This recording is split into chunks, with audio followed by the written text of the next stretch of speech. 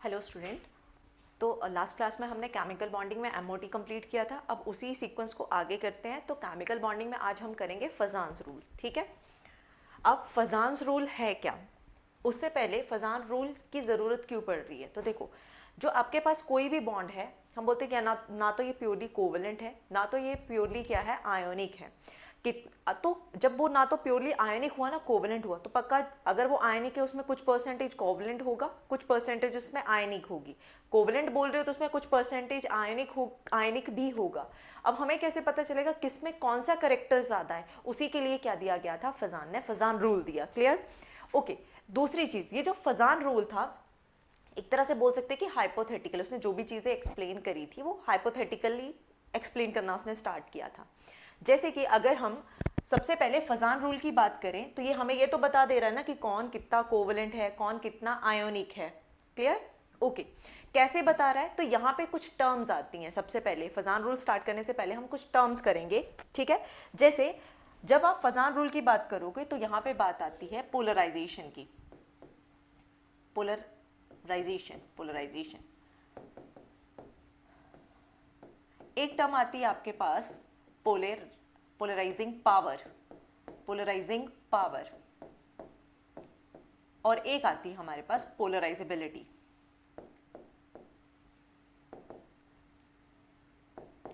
ठीक है। और इसमें जो हम ये मान के चले कि जो बॉन्ड बना वो केटायन है, एक पार्ट एनायन है। तो मैं कुछ ऐसे बना रही हूँ कि एक पार्ट आपके पास केटायन था, एक पार्ट आपके पास एनायन था। अब मैंने दोनों इक्वल साइज के क्यों नहीं लिए, एक छोटा एक बड़ा, ये आगे बिल्कुल क्लियर हो जाएगा हमें। ठीक है। तो सबसे पहले आता है कि अगर ये मेरे पास पॉजिटिव है और ये मेरे पास नेगेटिव है, जैसे ही पास लाओगे क्या होगा, ये जो पॉजिटिव है छोटा चार्ज है, सॉरी छोटा साइज है, चार्ज ज़्यादा होगा। चार्ज ज़्यादा होने की वजह से क्या है, इसके पास टेंडेंसी है इसके नेगेटिव, ये जो इलेक्ट्रॉन क्लाउड है उसको क्या करने का, डिस्टॉर्ट करने का। ठीक है। ये मेरे पास पॉजिटिव है, इसके ऊपर हाई चार्ज डेंसिटी की वजह से ये सामने वाले नेगेटिव जो बड़े साइज का है, जिसमें जो न्यूक्लियस उसके लास्ट इलेक्ट्रॉन के बीच में फोर्स ऑफ अट्रैक्शन कम है और जिसका इलेक्ट्रॉन क्लाउड बड़ा है, उसको डिस्टॉर्ट इजीली कर पाएगा। अब इस डिस्टॉर्ट का मतलब क्या है, इस पॉजिटिव ने क्या किया, इसको कुछ ऐसा कर दिया ना। क्लियर। अब और ज्यादा डिस्टॉर्शन से क्या होगा कि यहां पे आ जाएगा पॉजिटिव, ये आ गया मेरे पास पॉजिटिव और ये आ गया मेरे पास नेगेटिव, दोनों ने ओवरलैप कर लिया। फिर से रिपीट कर रही हूँ, ये मेरे पास केटाइनिक पार्ट है कोई, ये एनाइनिक पार्ट है। केटाइन छोटे साइज का है, छोटे साइज में चार्ज डेंसिटी ज्यादा थी, जिसकी वजह से उसने सामने वाले एनाइन को क्या कर दिया, इजीली क्या कर दिया, डिस्टॉर्ट कर दिया। मतलब उसका जो इलेक्ट्रॉन क्लाउड पहले इक्वली डिस्ट्रीब्यूटर था उसको क्या कर दिया, चेंज कर दिया। ठीक है। उसको खराब कर दिया। अब ये खराब हो गया। ओके, खराब कर दिया। अब उसके बाद क्या होगा कि ये जो पॉजिटिव है, ये नेगेटिव है, ये आपस में क्या कर जाएंगे, ओवरलैप कर जाएंगे। इन्हीं इसी प्रोसेस के बेसिस पे पूरा का पूरा फजान रूल एक्सप्लेन होता है। तो ये जो प्रोसेस हुई कि डिस्टॉर्शन हो गई इलेक्ट्रॉन क्लाउड की, उसे क्या बोला जाता है, हम इसे बोलते हैं पोलराइजेशन। पोलराइजेशन क्या बोलेंगे, पोलराइजेशन। मतलब पोलराइजेशन क्या है, डिस्टॉर्शन ऑफ इलेक्ट्रॉन क्लाउड। ठीक। ओके। तो ये तो क्लियर हो गया कि पोलराइजेशन है क्या, जितनी ज्यादा डिस्टॉर्शन उतनी ज्यादा पोलराइजेशन। क्लियर। सेकेंड टर्म आती है पोलराइजिंग पावर। अब इस इलेक्ट्रॉन क्लाउड को, नेगेटिव का जो इलेक्ट्रॉन क्लाउड था उसको किसने डिस्टॉर्ट किया, केटाइनिक पार्ट ने ना। इसका मतलब केटाइनिक पार्ट की जितनी ज्यादा एबिलिटी है सामने वाले को डिस्टॉर्ट करने की, उतनी ही ज्यादा पोलराइजेशन आएगी। करेक्ट। Okay, clear. तो पोलराइजिंग पावर क्या है, केटाइन की ability to distort the electron cloud of the anion. तो पोलराइजिंग पावर हम लिख सकते हैं क्या, कैपेसिटी और power of cation to distort the electron cloud of anion. ठीक है। उसे क्या बोलते हैं हम, उसे बोलेंगे पोलराइजिंग पावर। इसका मतलब पोलराइजिंग पावर किसकी अच्छी होगी, जिसका साइज छोटा है या जिसका साइज बड़ा है। केटाइन का साइज छोटा है या बड़ा है। तो देखो, जब मुझे चाहिए चार्ज बहुत ज्यादा, साइज छोटा, चार्ज डेंसिटी ज्यादा, जिससे वो नेगेटिव वाले को इजीली क्या कर पाए, डिस्टॉर्ट कर पाए। तो मुझे साइज कैसा चाहिए है, छोटा चाहिए, क्योंकि उसी पे चार्ज डेंसिटी ज्यादा आएगी। ठीक है। तो पोलराइजिंग पावर, क्या मैं ये बोल सकती हूं कि पोलराइजिंग पावर डायरेक्टली प्रोपोर्शनल है साइज, सॉरी डायरेक्टली प्रोपोर्शनल है charge on the cation, charge on cation and inversely proportional to size of cation. Clear? Clear? Okay. इसका मतलब अगर हम ये लेते हैं,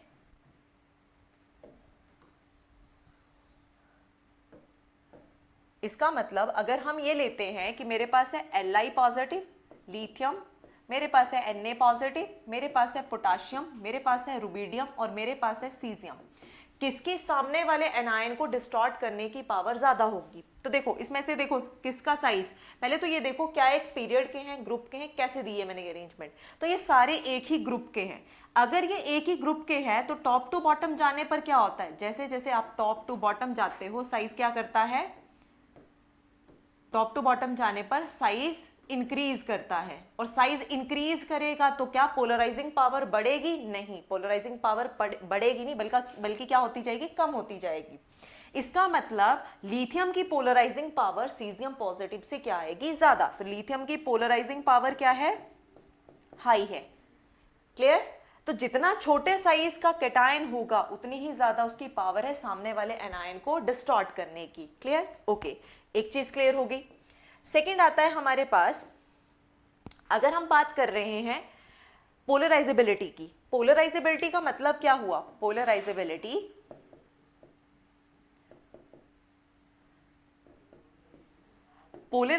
का मतलब है खुद को डिस्टॉर्ट करना। अंडर द इन्फ्लुएंस ऑफ कौन आया था? कैटायन आया था। ठीक है, तो अब जो डिस्टॉर्ट करने की खुद को टेंडेंसी है, ठीक है, टू डिस्टॉर्ट इटसेल्फ, ठीक है, टेंडेंसी टू गेट डिस्टॉर्टेड, ठीक है, जो अपने आप को डिस्टॉर्ट करने की टेंडेंसी है उसे हम क्या बोलेंगे? पोलराइजेबिलिटी। किसकी बात कर रहे हैं हम यहाँ पे? कौन डिस्टॉर्ट होगा? एनायन डिस्टॉर्ट होगा। किसके इन्फ्लुएंस में? कैटायन के इन्फ्लुएंस में। इसका मतलब अगर मुझे पोलराइजेबिलिटी देखनी है, मतलब कौन अपने आप को जल्दी डिस्टॉर्ट करेगा, कौन सा एनायन है जो खुद को डिस्टॉर्ट इजीली कर सकता है, इस पर डिपेंड करेगा। तो कौन सा एनायन है जो खुद को इजीली डिस्टॉर्ट कर लेगा? छोटे साइज का, स्मॉल साइज का, या फिर बड़े साइज का? तो देखो पोलराइजेबिलिटी के लिए जो एनायन आपको चाहिए है, एनायन चाहिए है आपको लार्ज साइज का, तभी उसमें जो फोर्स ऑफ अट्रैक्शन होगी between the nucleus and the last electron वो क्या होगी? कम। तो उसके इलेक्ट्रॉन क्लाउड को डिस्टॉर्ट करना और इजी हो जाएगा। इट मींस पोलराइजेबिलिटी के लिए मुझे साइज ऑफ एनायन क्या चाहिए? साइज ऑफ एनायन क्या चाहिए मुझे? ज्यादा। ठीक है, जितना बड़ा एनायन का साइज होगा उतना ही इजीली वो डिस्टॉर्ट कर जाएगा। ठीक है, ओके। और अगर मैं चार्ज देखूं तो मेरे पास चार्ज के लिए क्या होना चाहिए? जितना ज्यादा चार्ज होगा, देखो साइज बड़ा होना चाहिए एनायन का, जितना ज्यादा नेगेटिव चार्ज बढ़ता जाता है उतना ही ज्यादा क्या होता जाता है? जितना नेगेटिव बढ़ाते जाओगे उतना ही साइज बड़ा होता जाएगा। तो साइज और चार्ज यहाँ पे क्या आ जाएंगे हमारे पास? Directly proportional. तो पोलराइजेबिलिटी के लिए एनायन बड़ा होना चाहिए और उसके ऊपर जितना नेगेटिव चार्ज लेके आओगे उसका जो साइज है उतना ज्यादा बड़ा होता जाएगा और उसको डिस्टॉर्ट करना उतना ही क्या होता जाएगा? इजी। इसका मतलब है अगर मेरे पास है Cl negative, F negative, which one is better, या कौन सा इनमें से बेटर पोलराइजेबिलिटी शो करेगा, मतलब which one get easily distorted? तो ऑब्वियस है जिसका साइज बड़ा है। फ्लोरीन और क्लोरीन में क्लोरीन का साइज बड़ा है तो ये क्या करेगा? इजीली डिस्टॉर्ट हो जाएगा। क्लियर? ओके, तो पोलराइजेबिलिटी भी आ गई हमारे पास, पोलराइजिंग पावर भी आ गई। जितना कैटायन छोटा होगा, जितना एनायन बड़ा होगा उतनी ही ज्यादा डिस्टॉर्शन होगी, जितनी ज्यादा डिस्टॉर्शन होगी उतना ही ज्यादा क्या आएगा हमारे पास? पोलराइजेशन। क्लियर? यहां तक चीज क्लियर होगी? ओके। इसका मतलब अभी तक हमें ये पता चल गया पोलराइजेशन क्या है, पोलराइजिंग पावर क्या है, पोलराइजेबिलिटी क्या है, कब पोलराइजेशन ज्यादा होगी कब नहीं होगी। ठीक है, तो मैं नीचे लिख सकती हूं, नीचे मैं एक लाइन लिख सकती हूं क्या? मोर द पावर ऑफ, या more the distortion of electron cloud of anion, more will be the more will be the polarization. Clear? Okay. यहां तक तो हमें पता चल गया कि पोलराइजेशन है क्या, क्या हो रहा है, क्या नहीं हो रहा है. क्लियर? ओके. अब आते हैं फजान ने क्या बोला. फजान ने बोला कि देखो जितनी ज्यादा पोलराइजेशन होगी, more the polarization, more the polarization, more the polarization, more will be the covalent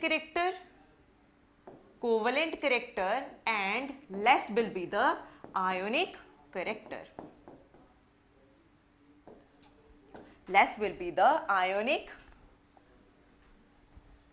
ठीक है? क्या बोला कि जितनी ज्यादा पोलराइजेशन होगी उतना ही ज्यादा कोवेलेंट करेक्टर आएगा और उतना ही कम क्या हो जाएगा हमारे पास, आयोनिक करेक्टर हो जाएगा. ठीक. ओके. तो अब देखते हैं कंडीशंस क्या बोली फजान ने कोवेलेंट करेक्टर के लिए. ठीक है. तो अभी ऊपर करके हटे हैं, हमें ऊपर ही क्लियर हो गया कि कोवेलेंट करेक्टर उसका ज्यादा होगा जिसमें कैटायन क्या होना चाहिए, स्मॉलर साइज का. यस, करेक्ट है. तो फर्स्ट कंडीशन है smaller the size of cation, smaller the size of cation. ठीक. जितना छोटा साइज उतना ही ज्यादा उसकी पोलराइजिंग पावर, उतनी ज्यादा डिस्टॉर्शन, जितनी ज्यादा डिस्टॉर्शन उतनी ज्यादा पोलराइजेशन. क्लियर? और उतना ज्यादा कोवेलेंट करेक्टर. सेकंड है larger the size of anion, larger the size of anion. Anion का साइज क्या होना चाहिए, बड़ा होना चाहिए. Larger the size of anion, more will be the distortion, more will be the polarization and more will be the covalent character. ठीक. Third आता है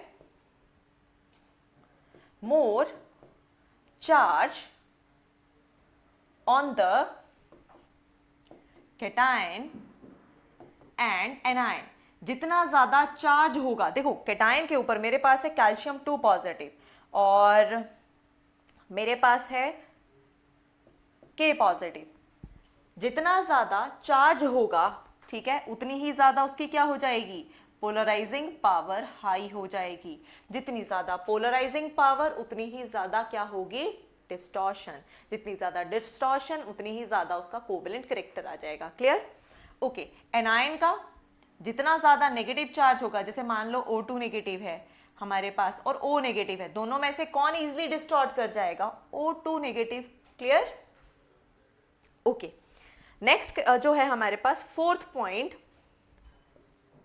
पॉइंट वो है हमारे पास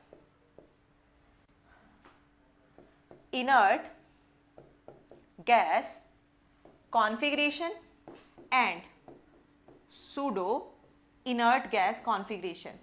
इनर्ट गैस कॉन्फ़िगरेशन. अब इससे कैसे पता चलेगा, तो देखो जो इनर्ट गैस कॉन्फ़िगरेशन है वो है हमारे पास जो नोबल गैस की होती है NH2NP6 और सूडो इनर्ट गैस कॉन्फ़िगरेशन उसे बोलते हैं जिसके पास 18 इलेक्ट्रॉन है अल्टीमेट शेल में. ठीक है, 18 इलेक्ट्रॉन. ठीक है, होने कितने चाहिए थे इनर्ट गैस की कॉन्फ़िगरेशन NH2NP6, लेकिन अगर 18 इलेक्ट्रॉन है तब भी वो नोबल जैसा ही तो हो गया, तो उसे बोलते हैं सूडो इनर्ट गैस कॉन्फ़िगरेशन. अगर इन दोनों कॉन्फ़िगरेशन में कंपैरिजन किया जाए तो जो आपके पास सूडो इनर्ट गैस कॉन्फ़िगरेशन है, सूडो इनर्ट गैस कॉन्फ़िगरेशन है, इसका कोवेलेंट करेक्टर ज्यादा है, कोवेलेंट करेक्टर हाई. क्लियर? जो सूडो इनर्ट गैस कॉन्फ़िगरेशन है जिसमें 18 इलेक्ट्रॉन होंगे उसमें उसका कोवेलेंट करेक्टर ज्यादा होगा. तो सिंपली मैं ये भी बोल सकती हूँ कि अगर आपने कैल्शियम ले लिया और आपने जिंक ले लिया, तो देखो कैल्शियम के पास आपके पास कितना आ जाएगा, कैल्शियम है आपके पास, कैल्शियम हो गया आपके पास कितना 20, इसके आउटर मोस्ट शेल NH2NP6 बन जाएगा. जिंक के केस में +2 ऑक्सीडेशन स्टेट लोगे तब भी क्या बनेगा 3D10. ठीक है, और उससे पहले आर्गन आ जाएगा हमारे पास 18. तो इसके पास इनर्ट गैस कॉन्फ़िगरेशन आ गई और इसके पास सूडो आई, तो किसका कोवेलेंट करेक्टर ज्यादा होगा, जिंक वाले का. इसका मतलब क्या हम ये बोल सकते हैं कि डी ब्लॉक का जो कोवेलेंट करेक्टर है वो ज्यादा आएगा जब हम एस के साथ उससे कंपेयर कर रहे हैं. ठीक. ओके. तो ये 4 फैक्टर हमें क्या बता रहे हैं कि जितना कैटायन छोटा होगा उतना ही उसका सामने वाले को डिस्टॉर्ट करने की पावर ज्यादा। जितना बड़ा एनायन होगा उतना ही वो क्या करेगा, इजिली डिस्टॉर्ट हो जाएगा। जितना ज्यादा चार्ज होगा उतनी ज्यादा पोलराइजेशन होगी, और ये कॉन्फ़िगरेशन आ गई। तो इन सब में ये जो प्रॉपर्टी शो करेगा उसका कोवेलेंट करेक्टर क्या हो जाएगा हमारे पास, ज्यादा। कोवेलेंट करेक्टर मतलब ये कंडीशंस किसकी हैं, कोवेलेंट करेक्टर की हैं।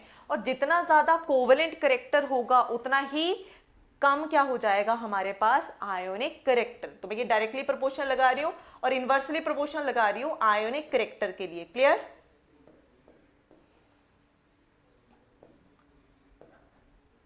ठीक। अच्छा, ये जो हम कोवलेंट और आयनिक करेक्टर पढ़ रहे हैं कि फजान लगाया हमें ये पता चल जाएगा कौन कोवलेंट कौन आयनिक, इससे एक्चुअल में हमें बेनिफिट क्या है। तो देखो, अगर मुझे ये पता चल जाएगा कि कौन सा कोवलेंट है और कौन सा आयोनिक है, तो क्या मैं ये नहीं बता पाऊंगी कि कौन वाटर में ज्यादा सॉल्युबल होगा, कौन नॉन पोलर में ज्यादा सॉल्युबल होगा, किसकी थर्मल स्टेबिलिटी ज्यादा होगी, किसकी लैटिस ज्यादा स्ट्रांग होगी। ठीक है, सारी चीजें बता सकते हैं ना।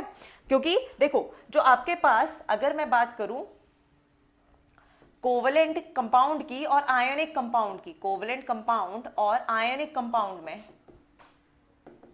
तो आयनिक कंपाउंड जनरली क्या होते हैं, सॉलिड है। कोवलेंट तुम्हें इंटरमॉलिक्यूलर फोर्सेस की वजह से सॉलिड लिक्विड गैस सब मिल जाएगा, ठीक है। लेकिन ये मेरे पास क्या होते हैं, सॉलिड होते हैं। क्लियर? ओके। ये जो है क्रिस्टल लैटिस में एग्जिस्ट करेंगे, मतलब जब सॉलिड है तो एक पर्टिकुलर लैटिस बना देते हैं, ठीक है, क्रिस्टल लैटिस बना देंगे। अब इनके बीच में क्या होता है, इलेक्ट्रोस्टैटिक फोर्स ऑफ अट्रैक्शन होगी, आयनिक बॉन्ड बनेगा। फोर्सेस इतनी स्ट्रांग होती हैं कि इनका मेल्टिंग और बॉइलिंग पॉइंट क्या हो जाता है, हाई। इनका high melting and boiling point हो जाएगा। और अगर आप सॉल्युबिलिटी की बात करो तो ये पानी के अंदर इजीली क्या हो जाते हैं, सॉल्युबल हो जाते हैं। क्योंकि जब आप वाटर के अंदर इन्हें डिसॉल्व कर रहे हो तो क्या होगा, हाइड्रेशन एनर्जी भी यूज होगी, मतलब यूज का मतलब है हाइड्रोजन एनर्जी वहां पे रिलीज करेगी, वो लैटिस को तोड़ने में हेल्प कर देगी। तो आयनिक कंपाउंड वाटर में क्या हो जाएंगे, इजीली सॉल्युबल हो जाएंगे। ठीक है, तो हमें सॉल्युबिलिटी भी पता चल रही है कि जितना ज्यादा आयनिक कंपाउंड होगा उसका मेल्टिंग पॉइंट और बॉइलिंग पॉइंट उतना ही ज्यादा, और उसकी सॉल्युबिलिटी भी क्या हो जाएगी, ज्यादा। क्लियर? तो मैं इसमें लिख सकती हूं एंड बॉइलिंग पॉइंट, और इसकी सॉल्युबिलिटी भी क्या आएगी हमारे पास,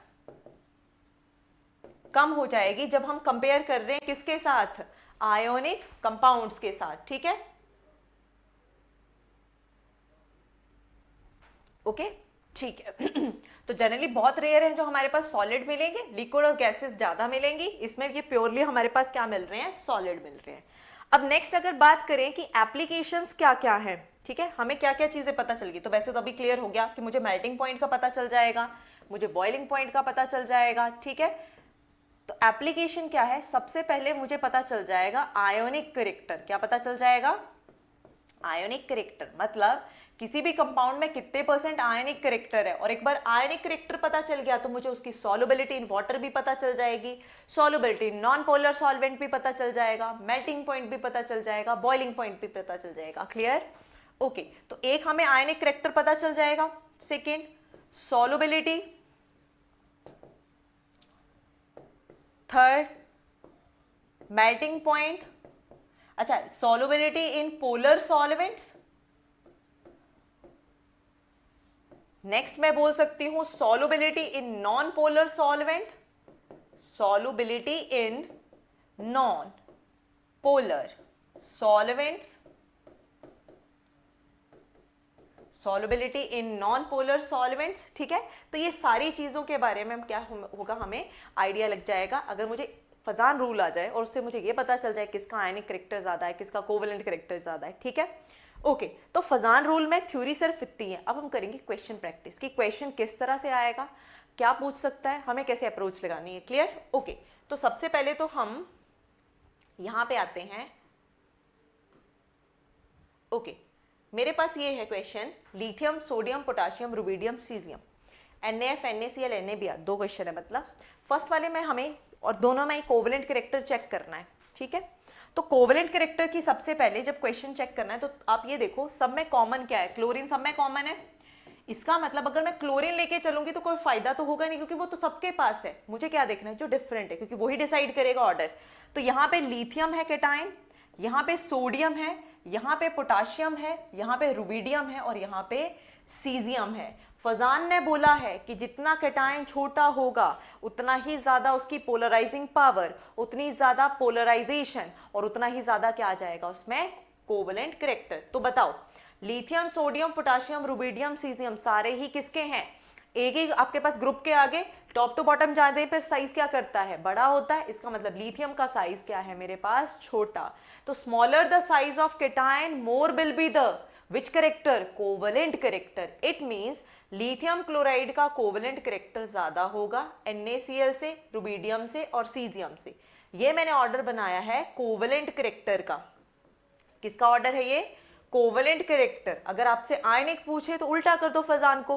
फजान ने बोला है smaller the size of cation more will be the covalent character. अब देखो, larger the size of cation more will be the ionic character. तो आयोनिक कैरेक्टर के लिए सारा ऑर्डर क्या हो जाएगा, ऑपोजिट हो जाएगा। Clear, okay. अब आ जाओ NaF, NaCl, NaBr, Ni। फिर से ढूंढो क्या कॉमन है। कॉमन से हमें कोई मतलब नहीं है, सब में Na, हमें नहीं जरूरत। हमें क्या देखना है, जो अलग है। इसमें F है, यहाँ पे Cl है, यहाँ पे Br है और यहाँ पे क्या है, I। अब फजान ने क्या बोला है, larger the size of anion. जितना बड़ा एनायन का साइज होगा उतना ही ज्यादा उसका क्या होगा, कोवेलेंट कैरेक्टर। इट मींस कि NaF से ज्यादा NaCl, NaBr से ज्यादा Nai, ये किसका है, कोवेलेंट। और अगर मुझे आयोनिक देखना हो तो आयोनिक के लिए हम क्या कर सकते हैं, जितना एनायन छोटा होगा, फ्लोरीन छोटा है तो इसका आयनिक कैरेक्टर क्या आएगा, ज्यादा आएगा। Clear, okay. अच्छा, ऊपर ना एक और चीज डाल सकते हो, हम थर्मल स्टेबिलिटी भी बता सकते हैं। थर्मल स्टेबिलिटी, और थर्मल स्टेबिलिटी किसके ऊपर डिपेंड करती है, डायरेक्टली आयनिक कैरेक्टर के ऊपर डिपेंड करती है। जितना ज्यादा आयनिक कैरेक्टर होगा उतनी ज्यादा थर्मल स्टेबिलिटी। तो किसी भी चीज के लिए कुछ भी दे दिया हमें पता चल जाएगा ना, ठीक है, ओके। ये हो गया क्लियर, ठीक है। अब हम नेक्स्ट करते हैं क्वेश्चंस, जिसमें हम कोवेलेंट कैरेक्टर, आयनिक, थर्मल स्टेबिलिटी, ये सारी चीजें करेंगे वन बाय वन, ओके। अब देखो, सबसे फर्स्ट क्वेश्चन है, मोस्ट कोवेलेंट हैलाइड इज। पहला काम क्या करना है आपको, जो सेम चीज है उसे देखना ही नहीं है, मुझे डिफरेंट देखना है। यहाँ पे फ्लोरीन, चार्ज सबका सेम है, क्लोरीन, ब्रोमीन और आयोडीन। एनायन है, एनायन के बेसिस पे कैसे करेंगे, तो फटाफट से आप लोग पहले टिक करोगे कि इसका ये आंसर होगा, फिर मैच करना है कि सही आ रहा है या नहीं आ रहा है, ठीक है। तो मेरे पास है F negative, Cl negative, Br negative और I negative. Clear, smaller the size of अब एनायन है तो एनायन देखो, larger the size of anion more will be the covalent character. उसका कोवेलेंट कैरेक्टर क्या होगा, ज्यादा होगा। जितना छोटा साइज होगा एनायन का, उसका आयनिक कैरेक्टर ज्यादा होगा। हमसे पूछा क्या था, कोवेलेंट। तो कोवेलेंट में सबसे ज्यादा किसका आएगा, कोवेलेंट कैरेक्टर उसका ज्यादा होगा जिसके पास लार्जर साइज ऑफ एनायन है, और वो क्या है मेरे पास, I नेगेटिव। तो आंसर क्या बन गया हमारे पास, D। Clear, okay. अब करते हैं नेक्स्ट क्वेश्चन। नेक्स्ट में भी हमसे कोवेलेंट कैरेक्टर ही पूछा हुआ है, और सब में क्लोरीन सेम है। मेरे पास यहाँ पे डिफरेंट क्या है, मेटल्स। एक बार है Be2 positive, magnesium, calcium, strontium. पहले तो ये पहचानो क्या एक ही ग्रुप के, यस। ऊपर से नीचे की तरफ को जा रहे हैं ना, beryllium, magnesium, calcium, strontium, barium, radium. Top to bottom जाने पर क्या होता है, साइज इस तरफ को जाने पर साइज क्या कर रहा है, इंक्रीज कर रहा है। साइज इंक्रीज कर रहा है तो जो चार्ज डेंसिटी है वो पक्का क्या कर रही होगी, डिक्रीज कर रही होगी। अगर चार्ज डेंसिटी डिक्रीज हो गई, साइज बढ़ गया, तो इसकी जो पोलराइजिंग पावर है वो भी तो कम होगी। तो साइज के बढ़ने से पोलराइजिंग पावर डिक्रीज कर गई, ठीक है। साइज के बढ़ने से पोलराइजिंग पावर डिक्रीज कर गई, और पोलराइजिंग पावर अगर डिक्रीज कर गई है तो पोलराइजेशन कम हुई। पोलराइजेशन कम हुई तो मतलब उसका कौन सा कैरेक्टर ज्यादा आएगा, तो साइज के बढ़ने से, वो भी किसके साइज की बात कर रहे हो, कैटायन के size. Larger the size of cation more will be the ionic character, क्या होगा, उतना ही ज्यादा आयनिक करेक्टर। अब जितना ज्यादा आयनिक है उतना ही क्या हो जाएगा, कोवलेंट करेक्टर कम हो जाएगा।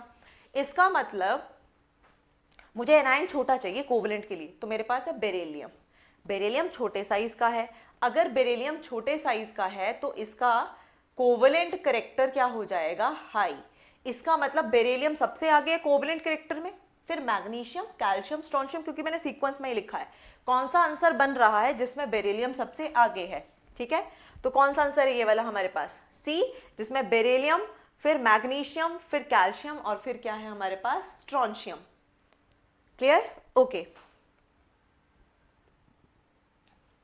नेक्स्ट क्वेश्चन में पोलराइजेबल आयंस पूछा है कि किसको हम इजिली डिस्टॉर्ट कर सकते हैं। पोलराइजेबल आयंस का मतलब किसको आप इजिली डिस्टॉर्ट कर सकते हो। तो हमें पता है ये सारे एनायन दिए हैं और एनायन को डिस्टॉर्ट करने के लिए उनका साइज बड़ा होना चाहिए। तो जो आपके पास पोलराइजेबल आयंस है या जो पोलराइजेबिलिटी है वो डिपेंड करती है directly size of the anion. और चार्ज की तो बात ही नहीं है, चार्ज तो सब पे ही सेम है। तो सिंपल मैं क्या लगाऊंगी, जितना बड़ा साइज होगा एनायन का उतनी ही ज्यादा क्या आ जाएगी, उतनी ही ज्यादा उसकी पोलराइजेबिलिटी आ जाएगी, उतना ही ज्यादा वो डिस्टॉर्ट करेगा। तो इन सब में लिखो सबसे ज्यादा कौन सा होगा, सबसे ज्यादा होगा आयोडीन, फिर ब्रोमीन होना चाहिए, क्लोरीन होना चाहिए और फ्लोरीन होना चाहिए। इस वाले में क्लोरीन आगे दिया, कैंसिल। इस वाले में फ्लोरीन आगे दिया है, आयोडीन बीच में, कोई रैंडम सा ऑर्डर है हमारे पास, या तो IBrClF होना चाहिए या FClBr और I होना चाहिए, क्योंकि ना तो उसने इंक्रीजिंग लिखा ना तो डिक्रीजिंग लिखा है। तो एक ऑप्शन तो मेरी ये बन रही है, मैं कोई और मैच कर लेती हूँ कि इसके बिल्कुल ऑपोजिट तो नहीं कोई दे रखी है, फिर हम उसमें से कैसे चूज करें। तो यहाँ पे F, फिर I, फिर ब्रोमीन, फिर से रैंडम दे दिया। इसका मतलब उसने सिर्फ एक ही ऑर्डर दिया डिक्रीजिंग वाला, I negative, Br negative, Cl और F। और अगर वो दूसरी ऑप्शन भी दे देता ना जिसमें F नेगेटिव को आगे रखता और I को पीछे, तो वहां पे ऊपर लिख के देता कि डिक्रीजिंग ऑर्डर दे रहा हूं या चूज करना है या इंक्रीजिंग। कुछ नहीं दिया, तो मैंने सारी ऑप्शन देखी और उसमें से जो क्या थी करेक्ट वाली थी वो मैंने चूज करी। करेक्ट मैंने इस बेसिस पे करी कि या तो ऑर्डर में F ज्यादा आगे होना चाहिए ताकि मैं डिक्रीजिंग का ऑर्डर इंक्रीजिंग का ऑर्डर बना दूं कि F नेगेटिव से ज्यादा Cl, Cl से ज्यादा F नेगेटिव से ज्यादा Cl, Cl से Br और फिर I नेगेटिव। वैसा कोई ऑर्डर ही नहीं मिला, तो मुझे इससे ये क्लियर हो गया कि पक्का इसने डिक्रीजिंग का ऑर्डर दिया है। तो मैंने डिक्रीजिंग में देखा कि I नेगेटिव की तो सबसे ज्यादा होगी, उसके बाद Br, Cl और F। Clear, okay. अब इसके बाद नेक्स्ट आता है which one is most ionic. तो हमने ये देखो, इसको देखो, ये सारे के सारे अलग दिए हैं, ठीक है। फॉस्फोरस है, मैंगनीज है, क्रोम, कोई F ब्लॉक का है, सॉरी कोई P ब्लॉक का है, कोई D ब्लॉक का है। अब यहाँ पे कैसे देखोगे, तो यहाँ पे फर्स्ट अगर मैंने केटाइन का साइज बोला, दूसरा मैंने एनायन का बोला, थर्ड हमने चार्ज की भी बात करी थी। तो जब हम चार्ज की बात कर रहे हैं तो क्या मैं चार्ज की बेसिस पे से डिस्टिंग्विश नहीं कर सकती हूँ, ठीक है। देखो जरा, इस फॉस्फोरस पे आएगा चार्ज, इसके ऊपर आ जाएगा +2, इसके ऊपर आ जाएगा +6, इसके ऊपर आ जाएगा +7। larger the charge on the cation and anion, more will be the covalent character। मुझसे पूछा क्या है, आयोनिक पूछा है। तो आयोनिक के लिए जिसका चार्ज सबसे कम है, सबसे कम है मेरे पास B के लिए, तो मेरा आंसर क्या आ गया, B। कैसे चेक किया मैंने, आयोनिक के लिए चार्ज क्या होना चाहिए, लेस होना चाहिए। जितना कम चार्ज होगा उतना ही ज्यादा क्या होगा हमारे पास, जितना ज्यादा चार्ज होगा उतना ही कम आयनिक करेक्टर हो जाएगा, जितना कम चार्ज होगा उतना ही ज्यादा आयनिक करेक्टर। Clear, okay. नेक्स्ट आता है कार्बोनेट की स्टेबिलिटी। यहां पे स्टेबिलिटी वो हमसे क्या पूछना चाह रहा है कि कौन सा ज्यादा स्टेबल है, मतलब नॉर्मली वो थर्मल स्टेबिलिटी की बात कर रहा है। और मैंने तुम्हें लास्ट में लिखवाया, लास्ट स्लाइड पे, कि जितनी ज्यादा थर्मल स्टेबिलिटी चाहिए उसके लिए उसमें कौन सा करेक्टर ज्यादा होना चाहिए, तो थर्मल स्टेबिलिटी के लिए हमें चाहिए है आयोनिक करेक्टर। अब इन सब में आयोनिक करेक्टर अगर हम चेक करें, ये लिथियम है, ये बेरिलियम है, ये कैल्शियम है और ये बेरियम है। आयनिक करेक्टर के लिए एनायन का साइज छोटा होना चाहिए और केटाइन, बट एनायन की जरूरत ही नहीं पड़ेगी क्योंकि एनायन तो सब में ही सेम है, मुझे देखना है केटाइन है। तो केटाइन क्या चाहिए, अगर केटाइन छोटा होता, डिस्टॉर्शन ज्यादा होती, कोवलेंट की तरफ को ले जाता, मुझे आयोनिक चाहिए, तो मुझे एनायन कैसा चाहिए, बड़े वाला चाहिए, ठीक है। तो इन सब में सबसे बड़ा एनायन कौन सा है, तो देखो लिथियम, यहाँ बेरिलियम, ठीक है, कैल्शियम यहाँ आ जाएगा और बेरियम उसके भी नीचे चला गया। सबसे बड़ा साइज किसका दिख रहा है? बेरियम का। जितना बड़ा साइज होगा केटायन का उतना ही ज्यादा कोवेलेंट करेक्टर, उतना ही ज्यादा आयोनिक करेक्टर, जितना ज्यादा आयोनिक करेक्टर उतनी ज्यादा थर्मल स्टेबिलिटी। इसका मतलब मेरे पास आंसर क्या आएगा इसका? डी। फिर से बोल रही हूं, thermal stability directly proportional ionic character के। आयनिक करेक्टर जितना ज्यादा होगा उतनी ही ज्यादा क्या हो जाएगी हमारे पास? उतनी ही ज्यादा थर्मल स्टेबिलिटी। आयनिक करेक्टर के लिए, क्योंकि इसमें एनायन सब में सेम है, मैंने फोकस किया केटायन के ऊपर। जितना बड़ा केटायन होगा उतना ही उसका आयनिक करेक्टर भी ज्यादा होगा, क्योंकि उसमें वो केटायन डिस्टॉर्ट ही नहीं कर पाएगा। डिस्टॉर्शन नहीं होगी तो ओवरलैपिंग जैसा कुछ नहीं बनेगा, ओवरलैपिंग जैसा कुछ नहीं बनेगा तो कोवेलेंट बॉन्ड की जगह आयनिक बन जाएगा। ठीक है, मतलब इसमें आयनिक करेक्टर ज्यादा हो जाएगा। नेक्स्ट है हीटिंग पे कौन इजीली डिकम्पोज कर जाएगा? ठीक है, जिसका बॉन्ड वीक होगा वही डिकम्पोज करेगा। और हमें पता है कि जिसका आयोनिक बॉन्ड होगा उसको तोड़ना तो बहुत डिफिकल्ट है। मतलब फिर से मुझे आयनिक देखना है। आयनिक करेक्टर के लिए मुझे क्या चाहिए? एनायन सबके पास सेम है, मुझे फिर से केटायन देखना है। केटायन कैसा होना चाहिए? आयनिक करेक्टर के लिए केटायन का साइज बड़ा होना चाहिए। जितना ज्यादा केटायन का साइज उतना ही ज्यादा आयोनिक करेक्टर, और जितना ज्यादा आयोनिक करेक्टर उतना ही उसको तोड़ना क्या हो जाएगा हमारे पास? उतना ही ज्यादा उसको मुश्किल हो जाएगा। मतलब रुबिडियम को आप नहीं तोड़ सकते हो। कैसे पता चला मुझे? लिथियम, सोडियम, पोटाशियम, रुबिडियम एक ही किसके हैं? ये एक ही ग्रुप के हैं। टॉप टू बॉटम जाने पर साइज इंक्रीजेस, साइज बढ़ रहा है तो आयनिक करेक्टर भी क्या कर रहा है? इंक्रीज कर रहा है। इसका मतलब लिथियम के पास कौन सा करेक्टर?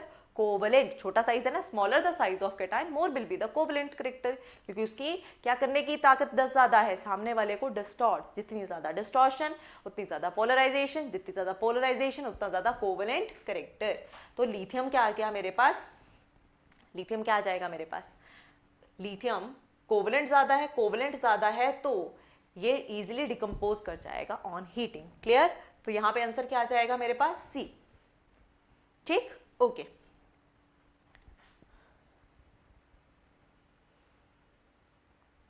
नेक्स्ट आता है the lattice energy.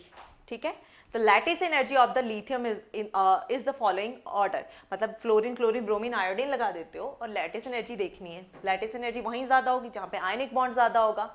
Ionic bond के लिए अब केटायन सेम हो चुका है, मुझे एनायन चाहिए। तो कोवेलेंट के लिए larger the size of cation होता, एनायन होता था। अब मुझे क्या चाहिए? Smaller the size of anion. Anion जितना छोटा होगा, एनायन जितना छोटा होगा उतना ही ज्यादा क्या आएगा? आयनिक करेक्टर। और आयनिक करेक्टर आएगा तो उतना ही ज्यादा उसकी लैटिस स्ट्रांग हो जाएगी। तो ये है मेरे पास फ्लोरीन, क्लोरीन, ब्रोमीन, आयोडीन। कौन से एनायन का साइज सबसे बड़ा है? आई नेगेटिव का, फिर बी आर का, बी आर नेगेटिव का, फिर सी एल नेगेटिव का, फिर एफ नेगेटिव का। Fluorine, chlorine, bromine, iodine. Clear? Okay. अब इस केस में क्या होगा? आई नेगेटिव पे मेरे पास क्या है? ये है आई नेगेटिव, ये है बी आर नेगेटिव, ये है सी एल नेगेटिव। आई नेगेटिव का साइज बड़ा है, एनायन का साइज लार्जर है। Larger the size of anion, ठीक है, तो larger the size of anion उसका कोवेलेंट करेक्टर ज्यादा हो जाएगा। Larger the size of anion more will be the covalent. मुझे कोवेलेंट नहीं चाहिए, मुझे तो आयनिक चाहिए। तो मुझे क्या चाहिए? ये छोटा चाहिए, तो इसका आयनिक ज्यादा है। फ्लोरीन का अगर आयनिक ज्यादा है तो उसकी लैटिस ज्यादा स्ट्रांग होगी। मतलब सबसे ज्यादा कौन आ गया मेरे पास? फ्लोराइड, फिर क्लोराइड, ब्रोमाइड, और सबसे कम पहुंच गया आयोडाइड। ठीक है, तो इसकी करेक्ट ऑप्शन क्या है हमारे पास? ए है। ओके, तो यहां तक हमारे क्वेश्चन हो गए कंप्लीट। क्लियर?